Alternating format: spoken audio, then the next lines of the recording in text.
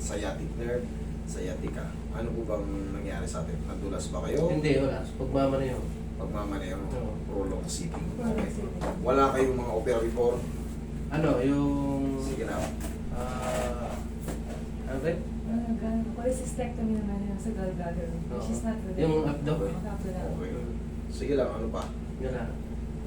Bago lang? Matagal na. Gano'ng katagal? 2019, Months pa lang? 2019. Okay.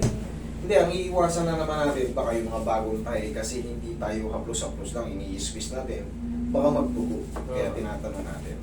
Kung opera naman, kahit matagal na, basta huwag lang sa puso o kaya yung transplant. Kasi doon na ako mag-iisip kung paano gagawin mo sa inyo. Lalabanan mo, relax na. Yan! One more. Sige, hanggang patagilid.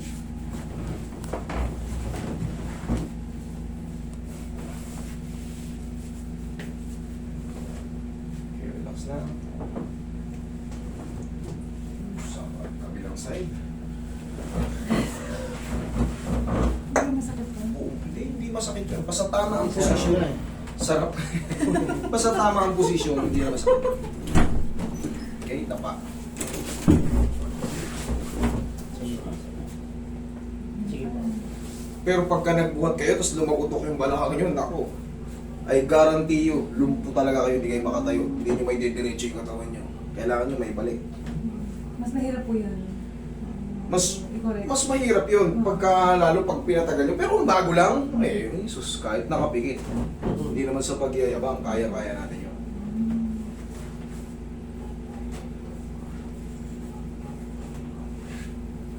Pag tumatagal kasi, dumarami yung complication.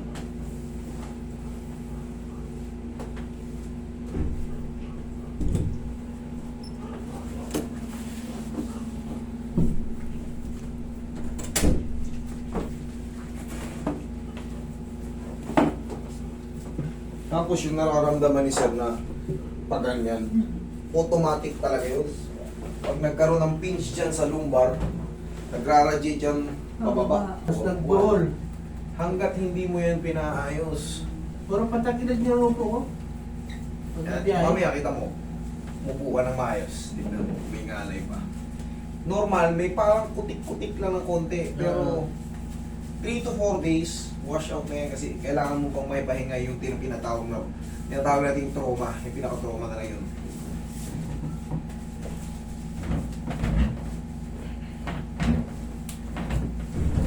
Ihaya ka, bossing. To Manila. Yan. Ano, truck? Truck ko. Pag truck, ang haba ng biyahe ng truck, ang tagal. Haba. Takbo ng truck, 60 lang eh. Inhale. Exhale. Depende pa kung anong karga. Depende ko na namin. Pang bigay dun sa lanta. Naayos na yung balakang mo. Bakit? Pag nakalatag ka ng ganyan, kikirot-kirot yung may nakaipit sa balakang mo. Tapos, pag umupo ka ng paganyan, no? Parang paganyan, no? Yung parang May pitik-pitik. agar-gar yun. Kasi pag na-rupture yung sa leg mo, yung mga ugat dyan, no? Yung mga artery dyan, pag malakas yung hatak. Kaya ingatan nyo yung ganun, yung traction. Tanungin nyo, obserbahan nyo kung yung pupuntahan nyo ay marunong. Hindi siya nagmamagaling. Kumbaga katawan nyo to. Pag na-disgrasya kayo, wala na. Hindi na mauulit kasi yun eh. Hindi na pwedeng bawiin. Kaya marami namang magaling. Ano lang, pili lang tayo. Marami kaming magagaling ng ganito. Baka magaya kayo sa Cagayan de Oro. Hinata. Ayun, putol. Patay. Oh, tignan mo ngayon, yung ubo mo, hindi mo na itutukod yung kamay mo ngayon. Oo. Oo. Yung dati nakaganon na ako. Parang kayo kapares ng isa kanina. Mamaya, ganun na naman. Ayan, nakaupo na. Parang ayaw niya isahin yung puwet. Parang agad. Hindi ayaw tumagal. Hindi to, maganon. Oh, ngayon, ganito ako.